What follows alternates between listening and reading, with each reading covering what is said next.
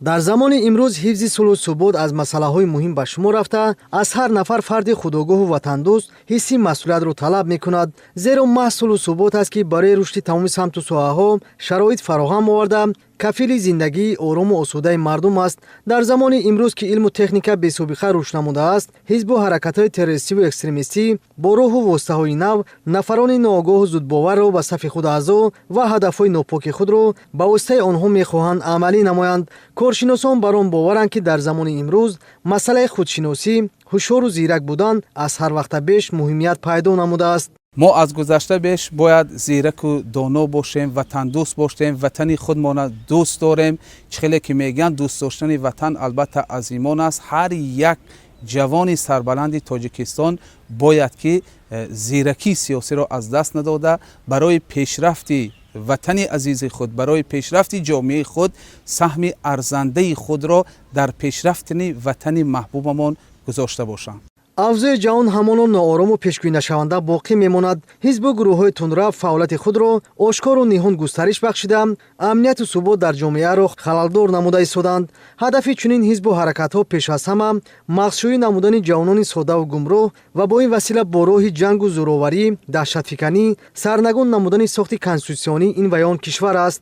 мо мехоҳем ки ҷавонони мо бисёртар ҳушёру зирак бошанд ва ватани худро сидқан дӯст доранд, аз сидқи дил хизмат намоянд. мо бояд кӯшиш намоем ки фарзандони худро, насли наврасро дар рӯҳи ватандӯстӣ, хештаншиносӣ тарбия намоем. дар он кишварҳое ки дар натиҷаи фаъолияти харобкоронаи ҳизбу ҳаракатҳои террористиву экстремистӣ ба бадтарин ҳолат омада расидаанд, сулҳу субутро орзу доранд. буҳрони обу ғизо, доруворӣ ва оддитарин шароити бедӯши зиндагӣ ҷони ҳазорҳо нафарро ба хатар мувоҷеҳ намудааст. имрӯз фурсати он расидааст, ки аз рӯзгори сангини чунин сокинони кишварҳои ҷангзада дарси ибрат гирифта, пойбанди ваъдаву фиреби аъзоёну пайравони ҳизбу ҳаракатҳои террористиву экстремистӣ нагардем. пешвои муаззами миллат бо ҳар усул ҷиҳати тақвияти давлатдории мо, давлатдории миллии мо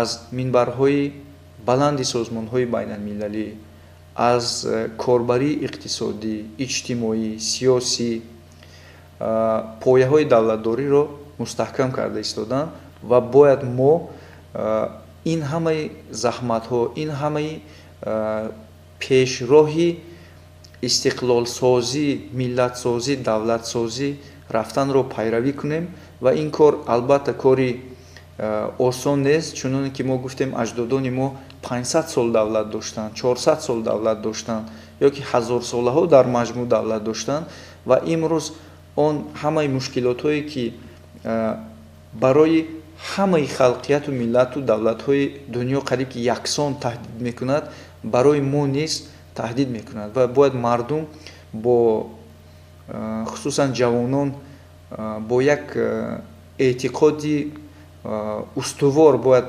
дарк намоянд ки ба ҳар арзише бошад мо бояд анъанаҳои миллӣ, арзишҳои миллӣ, манфиатҳои давлат ва сохти конститутсионии давлатро бояд устувор нигаҳ дорем. беш аз 13 сола мешавад, ки дар Тоҷикистон офтоби истиқлол нурпошӣ дорад. мардум бо роҳбарии пешвои миллат, президенти ҷумҳурии Тоҷикистон муҳтарам Эмомалӣ Раҳмон барои амалӣ намудани ҳадафҳои созанда дар ин роҳ собитқадамона ба пеш меравад. Тоҷикистон кишвари сулҳу субут, ҳамдиливу ҳамбастагии мардум буда, сол аз сол ободу зебо ва пешрафту шукуфо мегардад. вазифаи ҳар яки мо ин саҳм гузоштан дар пойдории сулҳу субут ва ободу шукуфои бештари тоҷикистони собистиқлол аст.